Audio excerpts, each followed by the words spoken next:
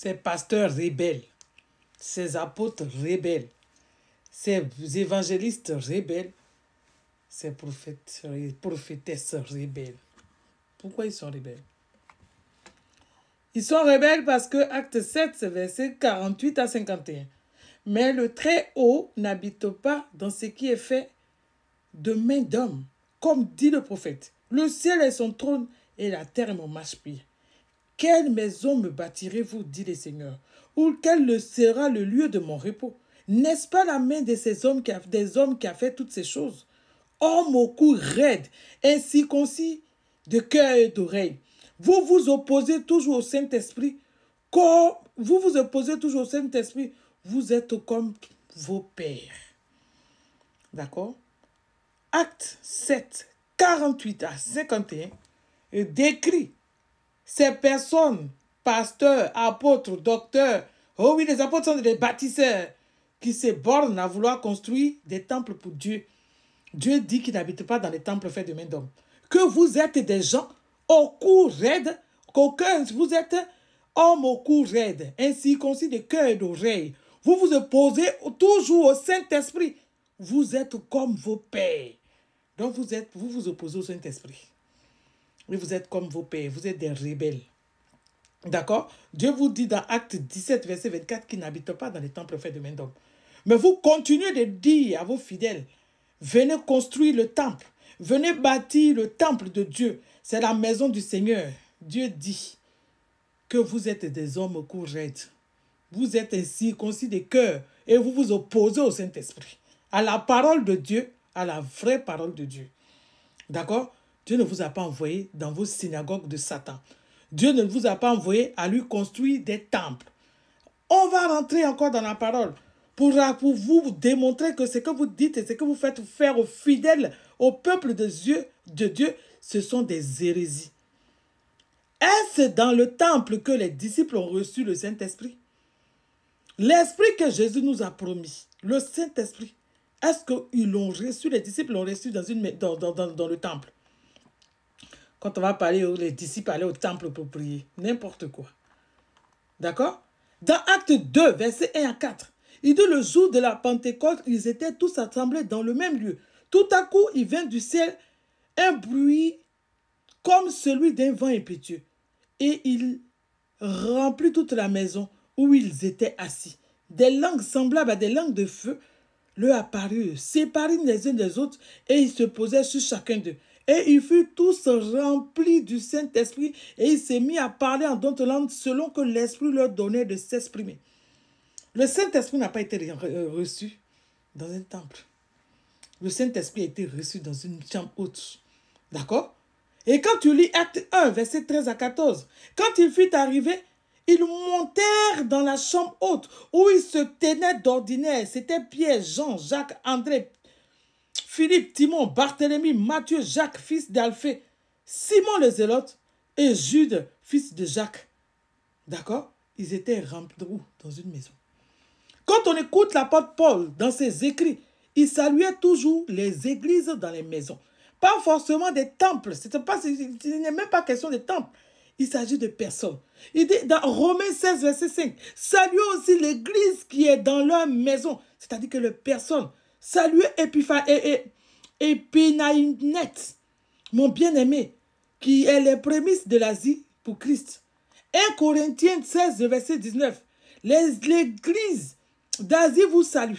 Aquila et Priscille, avec l'église qui est dans leur maison, vous salue beaucoup dans le Seigneur. Colossiens 4, 15, saluez les frères qui sont à Laodicée, à Nymphas, et l'église qui est dans leur maison, et l'église qui est dans sa maison.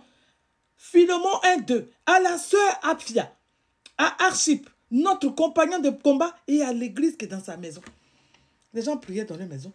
Les gens rompaient le pain dans leur maison. Mais comme vous voulez être des bourrous, d'accord, et que vous voulez faire ce que vous voulez, vous demandez aux gens toujours de bâtir les temples. Mais où on va se réunir? D'accord? Les enfants de Dieu doivent se réunir. Je vais vous faire des chrétiens, des vidéos des vraies congrégations chrétiennes. Après cette vidéo-là, vous allez avoir des vidéos où je vous parle des vraies congrégations chrétiennes. Qu'est-ce que les vraies congrégations chrétiennes dans lesquelles les enfants de Dieu doivent se retrouver? D'accord? Je vais commencer un peu à te parler de ça. Une vraie congrégation chrétienne est une congrégation où le nom de Jésus est d'abord mis en avant. Ce n'est pas vos pasteurs là qui viennent se montrer en avant. On dit communauté, tant, de temps. Et ministries, où vous mettez vos noms en avant. Ce n'est pas ça, la vraie congrégation. D'accord? L'apôtre Paul s'est retrouvé dans les maisons. Et il parlait de Dieu dans les maisons. On rompait le pain dans les maisons. Ok? C'est important pour les enfants de Dieu de se réunir. Mais se réunir, ce n'est pas dans vos bâtiments, vos synagogues de Satan. D'accord? Et les vraies assemblées chrétiennes, il n'y a pas quelqu'un qui est le leader ou bien qui est le chef là-bas. Non! Raison pour laquelle quand on lit le livre de Corinthiens, qu'est-ce qu'il dit? Quelqu'un parmi vous a-t-il un chant? Quelqu'un parmi vous a-t-il une exhortation? Il faudrait que cela se fasse pour l'édification des saints. Je vais reprendre ça. Voilà les vraies les vraies assemblées chrétiennes. Dans les vraies assemblées chrétiennes, il n'y a pas quelqu'un qui est leader. Regardez autour de vous, il y a une congrégation qui vit comme ça. D'accord? Quand ils sortent, ils vont faire leur prédication. Là. Vous vous moquez d'eux.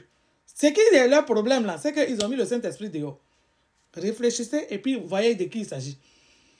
Il n'y a aucun de leurs fidèles qui est mis en avant comme vous êtes devenus des superstars. Allez-y à Hollywood, c'est là-bas qu'est votre place. Hein?